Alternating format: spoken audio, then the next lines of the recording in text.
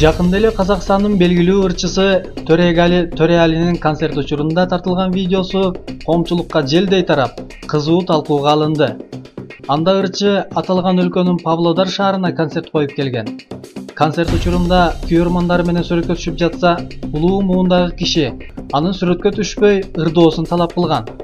Ошол учурда ырчы ачууланып, төмөнкүдөй жооп берген. Мен эмне, силерге үйдөгү көйгөйлөрүм тууралуу айтып жатамбы? Жакпаса чыгып кеткиле, мен таарынбайм. Мен эч кимди концертиме келүүгө мажбурлабайм. Сиздин таарынычыңыз орунсуз, жакпаса чыгып кетиңиз деген ал. Анын бул сөздөрү интернет айдыңына тараган соң, ырчынын бул кылыгына ачуулангандар көбөйүп, анын Павлодар элинен кечирим суроосун талап кылышкан.